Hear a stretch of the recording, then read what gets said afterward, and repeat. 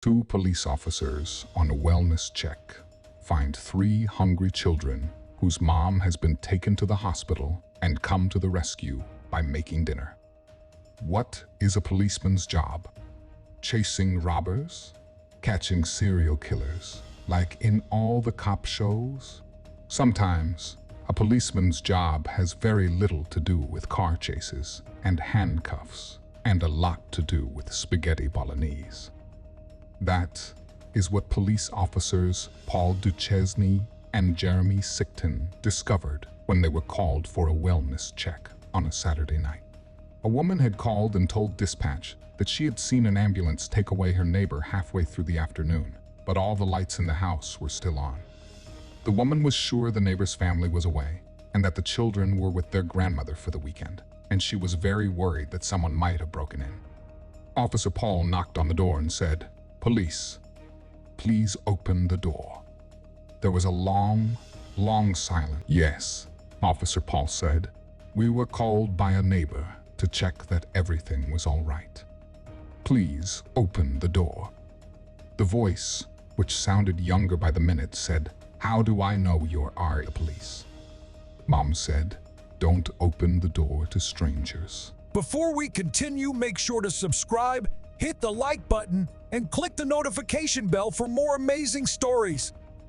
Officer Jeremy, who is the father of 4 kids, said, "We have badges. I'm Jeremy, and my partner is Paul. Can you please call the adult who is looking after you?" There was an even longer silence. Then the voice said, "We don't have an adult. The ambulance took Mommy away." Paul said to Jeremy. "There's more than one kid. The police are an essential part of the community." "Please open the door," Jeremy said. "Look, I'm holding up my badge to the peephole. I'm too short." The voice on the other side said, "I can't reach the peephole without a bench." "Hold on." There were sounds of little feet running, then a strange scraping sound. "I'm looking," the voice said. So Jeremy held up his badge again. "Okay, I'm opening the door." Another scraping sound told the officers the kid had dragged the bench out of the way. Then the door opened cautiously. A 6-year-old was standing there in jeans and a dirty t-shirt.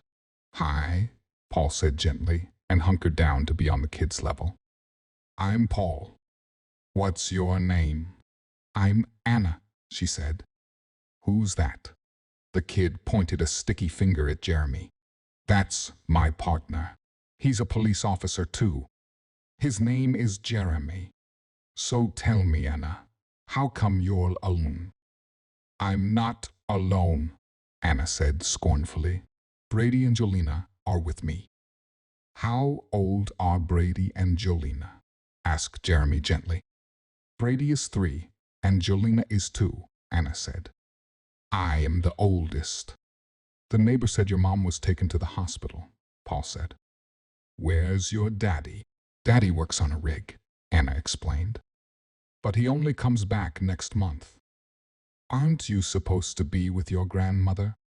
asked Paul, remembering what the neighbor had said. "She brought us back this morning," Anna said, "and Mom was so happy to see us.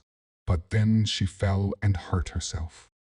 Anna's little lips started trembling and her eyes filled with tears. "Brady and Jolena are hungry, so I gave them peanut butter," she said. "But we are so hungry." Jeremy and Paul looked at each other. "Didn't the paramedics, the ambulance guys, know you were here?" Paul asked. "They just left you here.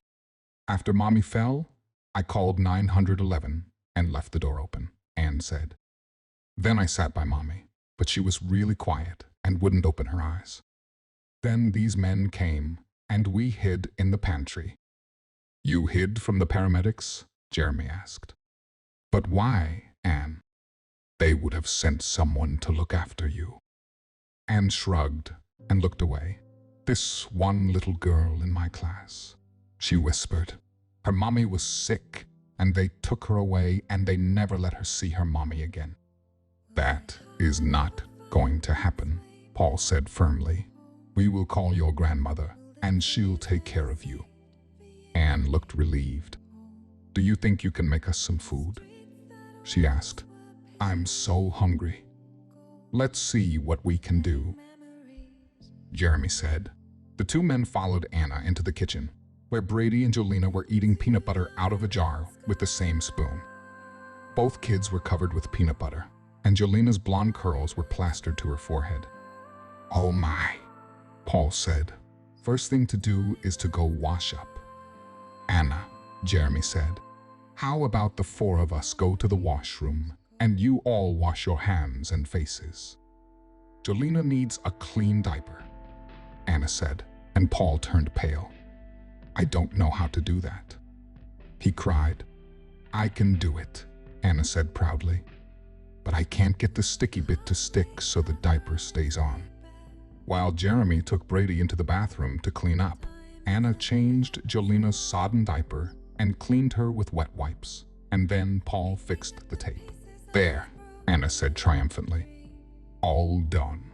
Anna washed and then helped her sibling change into clean pajamas, and in the meantime, the two officers went into the kitchen. Right next to the wall phone was a list of emergency numbers. While Paul started calling the children's grandmother, Jeremy was inspecting the kitchen cupboards. He found a packet of spaghetti and a jar of bolognese sauce. "We're in business," he cried.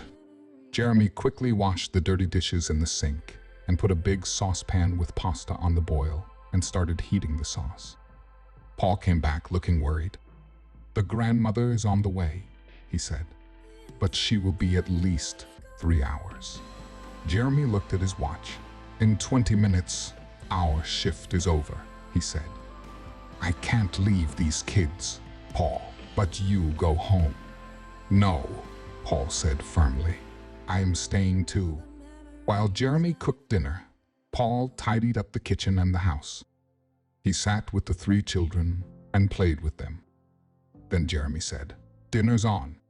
Children and Paul walked into the kitchen to find the table set and a big dish of steaming spaghetti and sauce.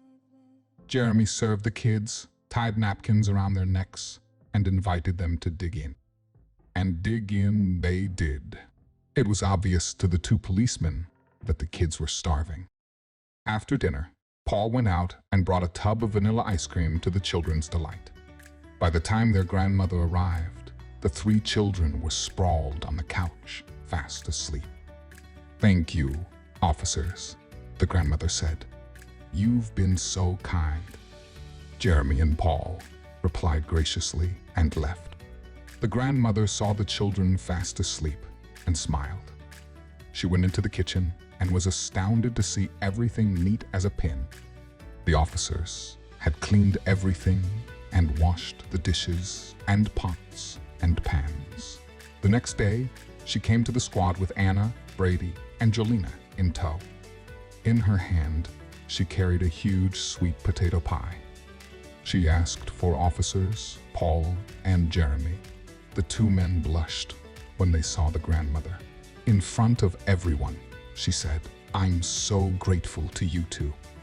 You took care of my grandchildren, fed and cared for them. As far as I am concerned, cooking and diaper changes are beyond the call of duty."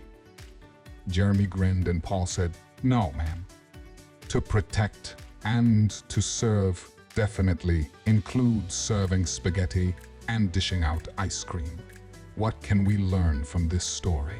Police officers are public servants and neighbors just as much as they are law enforcers."